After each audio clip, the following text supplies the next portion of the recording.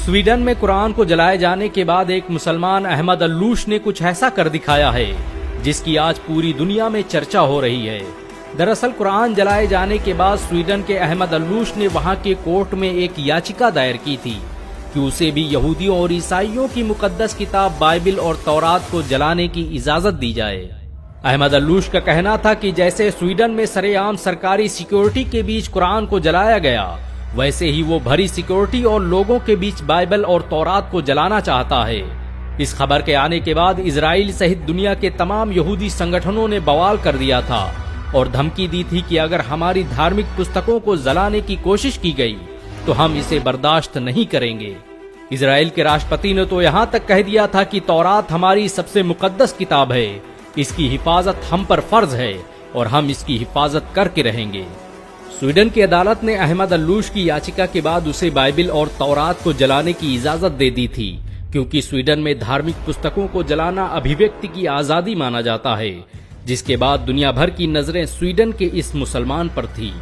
ये इतिहास में पहली बार था कि किसी मुसलमान ने आसमानी किताब बाइबिल और तौरात को जलाने की इजाजत मांगी थी।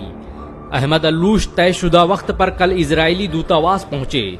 उनके एक हाथ में लाइटर था तो दूसरे हाथ में बाइबिल और तौरात। चारों तरफ दुनिया के मीडिया संस्थान और लोग बाइबल को जलाने का मंजर देखने के लिए मौजूद थे।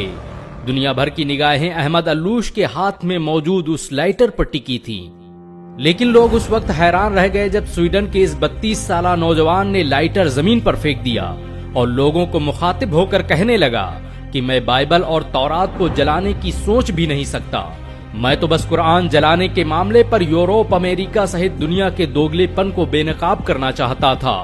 ये मेरे प्रदर्शन का तरीका था। मैं चाहता था कि लोग आएं और मेरी बात सुनें और एक मुसलमान के दर्द को महसूस करें। जिस तरह से यहूदियों और ईसाइयों को उनकी मुकद्दस किताब को जलाने की बात सुनकर तकलीफ महसूस हुई, उससे लाख गुना ज्यादा हम मुसलमानों को तकलीफ होती है जब हमारी मुकद्दस किताब कुरान की बेहुरमती की जाती है। अहमद अल्लूश के पास बाइबिल और तौरात के साथ कुरान भी मौजूद थी। उसने कुरान को बोसा दिया और सीने से लगाते हुए कहा, भला मैं उन किताबों को कैसे जला सकता हूँ जिसकी तस्दीक मेरे कुरान ने की है। मेरा इस्लाम किसी मजहबी किताब को जलाने की इजाजत नहीं देता। अहमद अल्लूश के प्रोटेस्ट के इस अनोखे अंदाज की आज दुनिया भर में चर्चाएं हो रही हैं। यहाँ तक कि यहूदी और ईसाई भी कुरान को जलाने की इजाजत देने पर पाबंदी लगाने की मांग करने लगे हैं। गौरतलब हो कि बकरा ईद के दिन स्वीडन में